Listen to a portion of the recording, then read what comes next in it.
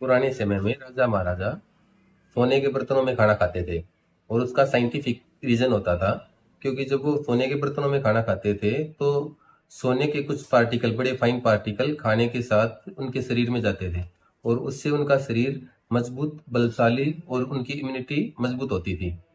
आज भी पहलवान या जो खाते पीते रईस आदमी हैं, एमएलए एमपी हैं, जो आज के राजा हैं, वो भी श्रवण भस्म का प्रयोग अपनी रोजमर्रा में या अपनी डाइट में करते हैं। श्रवण भस्म ऐसे के ऐसे सोना खाएंगे और सोने का बिस्किट खाएंगे तो शरीर में वो फायदा करने के बजाय नुकसान पहुंचाएगा।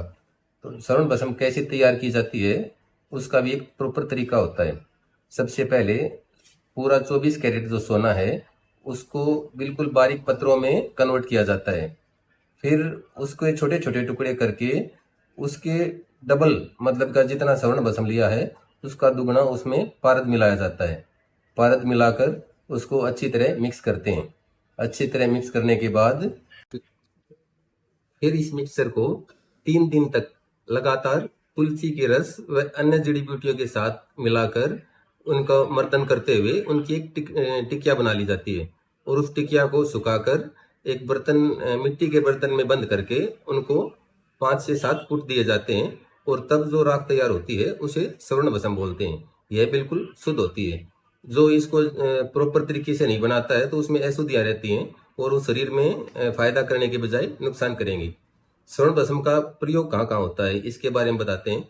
नॉर्मल एक धारणा है कि श्रवण भस्म का प्रयोग सिर्फ जो है ना इरेक्टाइल डिस्फंक्शन या नपुंसकता के अंदर होता है। ऐसा नहीं है। श्रवण भस्म का प्रयोग TB, IBS, irritable bowel syndrome, पेट के मरोड़े, कोलाइटिस, आंतों के अंदर सोजन, फीवर, हार्ट की बीमारियां, गठिया बाव, शरीर में सोजन, एलर्जी, नजला, सांस, जुकाम, इन सब चीजों में, लीवर की बीमारियों के अंदर, और इवन नर्वस सिस्टम में जिनको यादाश्त की कमी हो, जिनके हाथ पैरों में कंपन रहती हो, इस सब चीज में भी श्रवण भस्म का एक मैजिकल रिजल्ट देखने को मिलता है।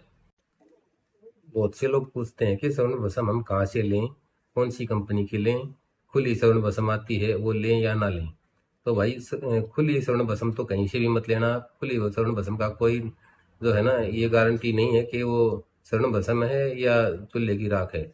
दूसरा, श्रवण भस्म का हम रिकमेंड करेंगे दूध तापेश्वर की। सबसे अच्छी वही है, क्योंकि उसके जो पुट है, उसका बनाने की जो प्रोसेस है वो अच्छी है। फाइन पार्टिकल है उसके, जितने फाइन पार्टिकल होंगे उतना ही अच्छी तरीके से वो शरीर में एब्जॉर्ब होगी।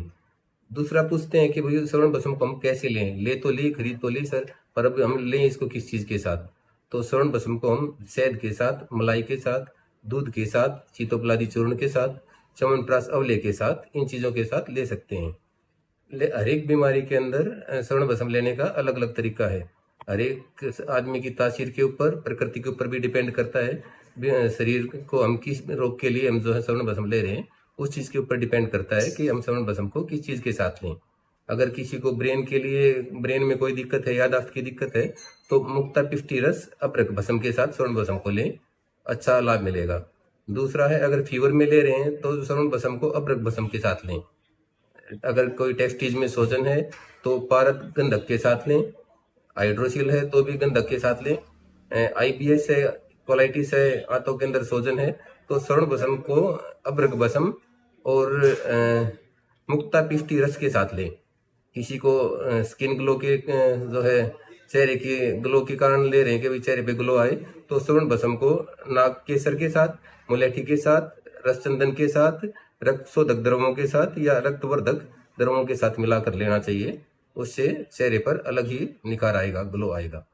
टीबी, अगर किसी को टीबी है तो रस परपटी, अभ्रक भस्म या च्यवनप्राश के साथ जो है श्रवण भस्म को लेना चाहिए। श्रवण भस्म आदमी की इम्यूनिटी को, नर्वस सिस्टम को, स्किन को, सब चीजों को मजबूती देती है। इसलिए श्रवण भस्म बिल्कुल अच्छी प्योर ही लें, अच्छी जगह से लें जहां से आपको ये गारंटी हो कि वो शुद्ध मिलेगी।